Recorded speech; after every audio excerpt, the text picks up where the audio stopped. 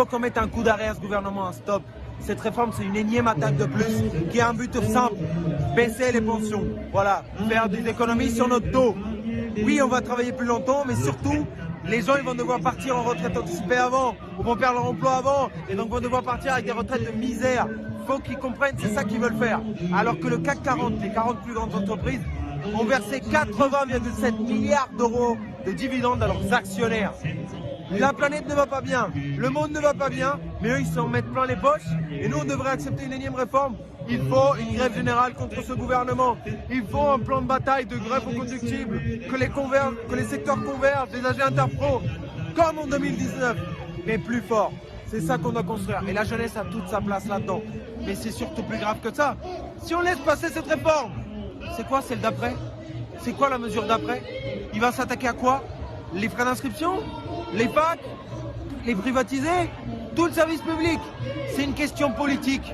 C'est une question de classe. Si aujourd'hui on leur met un coup d'arrêt, c'est la possibilité pour nous de changer cette logique. Je suis infirmier aux urgences. Ça fait 11 ans que je travaille de nuit aux urgences et ma retraite à taux plein sera entre 65 et 66 ans. Autrement dit, je ne serai pas en vie si je continue aux urgences pour faire ça, très clairement. À l'heure actuelle, à l'hôpital public, c'est de la maltraitance. C'est de la maltraitance à tous les niveaux.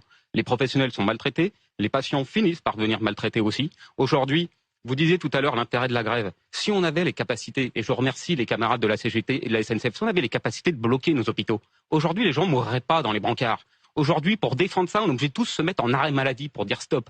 Parce que ça devient intolérable ce qui est en train de se passer. Et le problème, c'est pas l'hôpital, c'est le gouvernement qui ne nous écoute pas. Ça fait 4 ans avec le collectif Interurgence qu'on demande les mêmes choses. Plus de personnel, plus de salaire, plus de lits.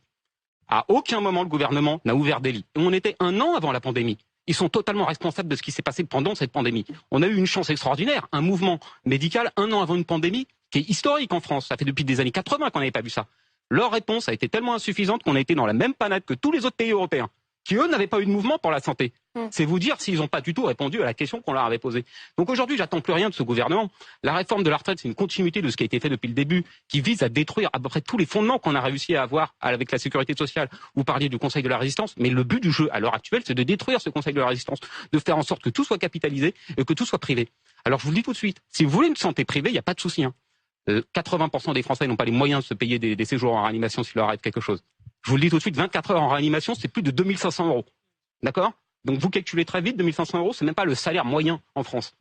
Donc oui, il faut protéger ce système-là, et tant que le gouvernement rentrera dans une confrontation entre nous, le capital, et qui essaiera de privatiser à tout prix tout ce qu'il voit entre lui, c'est-à-dire la retraite, l'hôpital, l'école,